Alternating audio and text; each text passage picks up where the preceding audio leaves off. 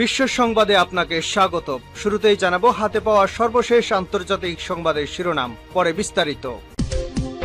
জানিয়ে দেব এই মুহূর্তে হাতে পাওয়া সর্বশেষ গুরুত্বপূর্ণ আপডেট আন্তর্জাতিক সংবাদ। ইরান ইসরায়েল ফিলিস্তিনি ত্রিমুখী যুদ্ধ চলছে। শুরুতেই থাকছে বিক্ষোভে উত্তাল ইসরায়েল, অবরুদ্ধ রাজধানী তেল আবিব। বিক্ষোভে উত্তাল হয়ে উঠেছে ইসরায়েল। হাজারো বিক্ষোভকারী রোববার ভোর থেকে রাজধানীর গুরুত্বপূর্ণ সড়কগুলোতে জড়ো হয়ে সমাবেশ শুরু করেছেন।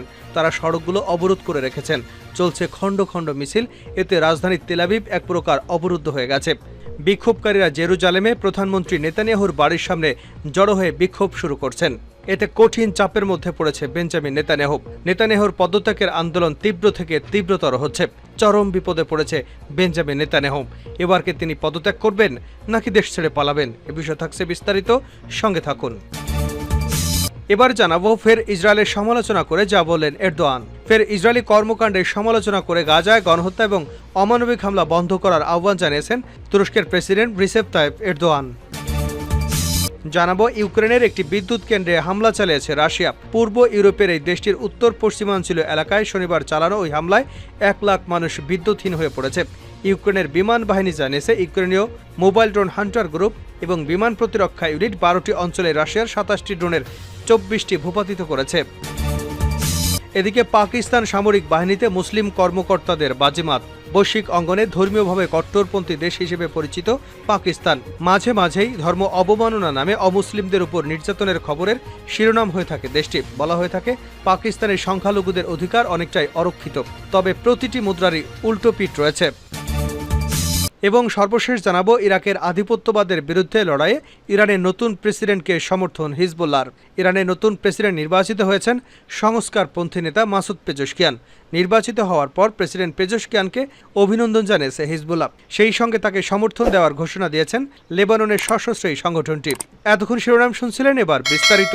প্রিয় দর্শক, আপনি যদি এই চ্যানেলে নতুন হয়ে থাকেন, ভিডিওটি দেখতে দেখতে চ্যানেলটি সাবস্ক্রাইব করে আমাদের সঙ্গে থাকুন। আর এই ভিডিও সম্পর্কে আপনি আপনার মূল্যবান মতামতটি কমেন্ট বক্সে জানিয়ে দিন। আর হ্যাঁ প্রিয় দর্শক, জানিয়ে দিন ভিডিওটি কোথা থেকে দেখছেন।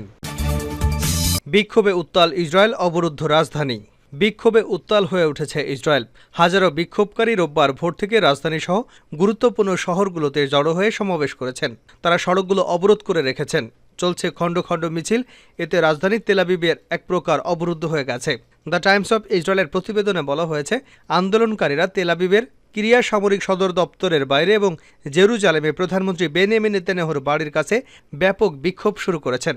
টানা স্লোগানে প্রকম্পিত হচ্ছে রাজপথ। সড়কে অবস্থান নিয়ে কোনো গাড়ি চলতে দেওয়া হচ্ছে না। আন্দোলনকারীরা বলছেন ইসরায়েলিরা আর যুদ্ধ চান না। তারা গাজায় জিম্মি স্বজনদের ফেরত চান। যুদ্ধ বন্ধ করে হলেও জিম্মি নাগরিকদের উদ্ধার করতে হবে। এছাড়া গাজার পরিস্থিতি সামাল দিতে নেতানিয়াহু পুরোপুরি ব্যর্থ। তাকে পদত্যাগ করে আগাম নির্বাচন দিতে হবে। গত বছর 7 অক্টোবর হামাসের আক্রমণে দেশটিতে 1200-এরও বেশি বেসামরিক নাগরিক নিহত হন। হামলাকারীরা 250-এরও বেশি জনকে জিম্মি করে গাজায় নিয়ে যায়। সেই দিনেই অপহৃত হওয়া অর্ধেকেরও বেশি মানুষ এখনও গাজায় বন্দী অবস্থায় রয়েছে। এরপর থেকে ইসরায়েলিরা জিম্মিদের উদ্ধারে প্রয়োজনীয় পদক্ষেপ নিতে সরকারের প্রতি আহ্বান জানিয়েছেন। কিন্তু নেতানিয়াহু সরকার জিম্মি উদ্ধারে আন্তরিক নয়, এমন অভিযোগে শুরু হয় বিক্ষোভ। দিন দিন দেশটিতে বিক্ষোভের পরিধি বাড়ছে। এমনকি রোববারের আন্দোলনে অংশ নেওয়ার সুযোগ সৃষ্টি করে দিয়েছে 150-টিরও বেশি কোম্পানি। তারা বলছে বিক্ষোভে অংশ নিতে ইচ্ছুকদের অনুমতি দেওয়া হয়েছে। এদিকে গাজায় যুদ্ধ বন্ধ এবং জিম্মিদের মুক্তি দিতে মার্কিন প্রস্তাবে রাজি হয়েছে ফিলিস্তিনের স্বাধীনতাকামীদের সংগঠন হামাস। গোষ্ঠীটির একটি সিনিয়র সূত্র এ তথ্য নিশ্চিত করেছেন। শনিবার বার্তা সংস্থা রয়টার্স এক প্রতিবেদনে এ তথ্য জানায়। প্রতিবেদনে বলা হয় গাজায় যুদ্ধবিরতি নিয়ে আলোচনা এবং জিম্মিদের মুক্তি দিতে মার্কিন প্রস্তাবে রাজি হয়েছে হামাস। এই প্রস্তাব অনুসারে প্রথম ধাপে 16 দিনের জন্য গাজায় যুদ্ধবিরতি হতে পারে। নাম প্রকাশ না করার শর্তে সূত্রটি জানিয়েছে চুক্তি স্বাক্ষরের আগে ইসরায়েলকে উপত্যকা স্থায়ী যুদ্ধবিরতির জন্য সম্মত হওয়ার শর্ত আরোপ করেছে হামাস। এরপর প্রথম স্তরে 6 সপ্তাহ যুদ্ধবিরতি বাস্তবায়নের বিষয়ে আলোচনা চালিয়ে যেতে চায় তারা। চুক্তিটির সঙ্গে সংশ্লিষ্ট ফিলিস্তিনি সূত্র জানিয়েছে চুক্তিতে ইসরায়েল সম্মত হলে যুদ্ধবিরতির একটি স্থায়ী কাঠামো তৈরি হবে এবং তা গাজায় ইসরায়েল এবং হামাসের মধ্যে 9 মাস ধরে চলা যুদ্ধের অবসান ঘটাতে পারে। নাম প্রকাশ না করার শর্তে ইসরায়েলের একটি সূত্র জানিয়েছে বর্তমানে চুক্তিতে বাস্তবায়িত হওয়ার সত্যিকারের সুযোগ রয়েছে। এটি গাজায় 9 মাস ব্যাপী যুদ্ধের বিপরীতে অতীতের অগ্রহণযোগ্য শর্তগুলোর বিপরীতে একটি দৃষ্টান্ত হতে পারে। রয়টার্স জানিয়েছে, ইসরায়েলের প্রধানমন্ত্রী বেনিয়ামিন নেতানিয়াহুর এক মুখপাত্রের সঙ্গে বিষয়টি নিয়ে মন্তব্য করতে চাইলে তিনি তাৎক্ষণিক সাড়া দেননি। তারা জানিয়েছে, আগামী সপ্তাহ পর্যন্ত আলোচনা চলবে। এখনও দুপক্ষের মধ্যে অনেক ফাঁকফোকর রয়েছে বলেও জানিয়েছে তারা। এর আগে গাজায় 3 স্তরের যুদ্ধবিরতির প্রস্তাবনা দেন মার্কিন প্রেসিডেন্ট জো বাইডেন। বিবিসির প্রতিবেদনে বলা হয়, 3 পর্বের এই প্রস্তাবের শুরুতে 6 সপ্তাহের জন্য যুদ্ধবিরতির কথা বলা হয়েছে। এটি হবে যুদ্ধবিরতির প্রথম পর্যায়। এ সময় গাজায় সব জনবহুল এলাকা থেকে ইসরায়েলি সেনাদের সরিয়ে নেওয়া হবে। যুদ্ধবিরতির সময় হামাস নির্দিষ্ট সংখ্যক জিম্মিকে মুক্তি দেবে। তাদের মধ্যে নারী, বয়স্ক এবং আহত জিম্মিরা থাকবেন। এর বিনিময়ে ইসরায়েলে বন্দী থাকা কয়েকশো মানুষকে মুক্তি দেওয়া হবে। এছাড়া হামাসের হাতে জিম্মি অবস্থায় মারা যাওয়া ব্যক্তিদের মরদেহ পরিবারের কাছে বুঝিয়ে দেওয়া হবে। গাজার সব এলাকায় বেসামরিক ফিলিস্তিনিদের তাদের বাড়িঘরে ফিরতে সুযোগ করে দেওয়া হবে। সেই সঙ্গে গাজায় সহায়তা কার্যক্রম বাড়ানো হবে। গাজায় প্রতিদিন মানবিক সহায়তাবাহী 600 ট্রাক ঢুকতে দেওয়া হবে। আন্তর্জাতিক সম্প্রদায় গাজাবাসীর জন্য হাজারো সাময়িক আবাসনের ব্যবস্থা করবে। 6 সপ্তাহ যুদ্ধবিরতি চলাকালে যুক্তরাষ্ট্র এবং কাতারের মধ্যস্থতায় শান্তি আলোচনা চলমান থাকবে। যদি আলোচনা সফল হয় তাহলে পরবর্তী পর্যায়ে পরিকল্পনা বাস্তবায়ন শুরু করা হবে। দ্বিতীয় পর্যায়ে বাদবাকি জীবিত জিম্মিদের মুক্তি দেবে হামাস। তাদের মধ্যে জিম্মি পুরুষ সেনারাও থাকবেন। সেই সঙ্গে গাজা উপত্যকা থেকে ইসরায়েলি বাহিনীর সর্বশেষ সেনাকে সরিয়ে নেওয়া হবে। যুদ্ধবিরতিকে স্থায়ীভাবে শত্রুতা বন্ধে উন্নীত করা হবে। তৃতীয় পর্যায়ে জিম্মি ফেরানোর প্রক্রিয়া পুরোপুরি শেষ করা হবে। গাজার জন্য বড় ধরনের একটি পুনর্গঠন পরিকল্পনা বাস্তবায়ন শুরু হবে। এর আওতায় মার্কিন এবং আন্তর্জাতিক সহায়তায় গাজা উপত্যকায় বাড়ি, বিদ্যালয় এবং হাসপাতাল পুনর্নির্মাণ করা হবে। ফের ইসরায়েলের সমালোচনা করে যা বললেন এরদোগান। ফের ইসরায়েলি কর্মকাণ্ডের সমালোচনা করে গাজায় গণহত্যা এবং অমানবিক হামলা বন্ধ করার আহ্বান জানিয়েছেন তুরস্কের প্রেসিডেন্ট রিসেপ তাইপ এরদোয়ান। রোববার জার্মানি থেকে ফেরার পথে বিমানের সাংবাদিকদের কাছে তুর্কি প্রেসিডেন্ট বলেন, ইসরায়েলের উচিত এই গণহত্যা এবং অমানবিক হামলা একেবারেই বন্ধ করা। এরদোগান দাবি করে বলেন, আজ পর্যন্ত ইসরায়েল ক্রমাগত আক্রমণ এবং গণহত্যার উপর জোর দিয়ে এসেছে। ইসরায়েল মানবাধিকার এবং আন্তর্জাতিক আইনকে পদদলিত করে চলেছে। তুর্কি এই নেতা এ সময় ইসরায়েলের আঞ্চলিক উচ্চাকাঙ্ক্ষার বিষয়ে উদ্বেগ প্রকাশ করে বলেন, তারা ইসরায়েলি নেতারা লেবাননকে নিজেদের করায়ত্তে নেবার জন্য হুমকি দেয়। তবে ইসরায়েলকে অবশ্যই এই অঞ্চলে সংঘাত ছড়ানোর আকাঙ্ক্ষা ত্যাগ করতে হবে।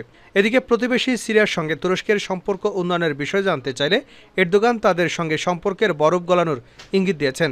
তিনি রাশিয়ার সঙ্গে তিক্ত সম্পর্ক সংশোধনের ইচ্ছার উপর জোর দিয়ে বলেন, বাশার আল আসাদ যে মুহূর্তে তুরস্কের সঙ্গে সম্পর্ক উন্নয়নের পদক্ষেপ নেবেন, আমরা সেই পদক্ষেপের প্রতিদান দেব।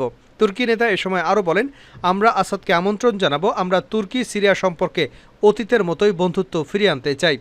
আরেক প্রতিবেশী ইরানের সঙ্গে সম্পর্কের বিষয়ে এরদোগান দুদেশের মধ্যে ঐতিহাসিক এবং সাংস্কৃতিক ঐতিহ্যের গুরুত্ব তুলে ধরেন। তিনি বলেন, ইরান একটি গুরুত্বপূর্ণ প্রতিবেশী দেশ, যার সঙ্গে আমাদের ঐতিহাসিক সাংস্কৃতিক সম্পর্ক বিদ্যমান। আমি আশা করি আগামী দিনগুলোতে তুর্কি ইরান সম্পর্ক ইতিবাচকভাবে বিকশিত হবে। এরদোগান এ সময় যুক্তরাজ্যের সঙ্গে কৌশলগত অংশীদারত্বের কথা তুলে ধরেন। এই সম্পর্ককে তিনি আরও শক্তিশালী করবার অঙ্গীকার করেন। ইউক্রেনে রাশিয়ার হামলা, বিদ্যুৎ বিচ্ছিন্ন 1 লাখ মানুষ। ইউক্রেনের একটি বিদ্যুৎ কেন্দ্রে হামলা চালিয়েছে রাশিয়া। পূর্ব ইউরোপের এই দেশটির উত্তর পূর্বাঞ্চলীয় এলাকায় শনিবার চালানো ওই হামলায় 1 লাখ মানুষ বিদ্যুৎহীন হয়ে পড়েছে।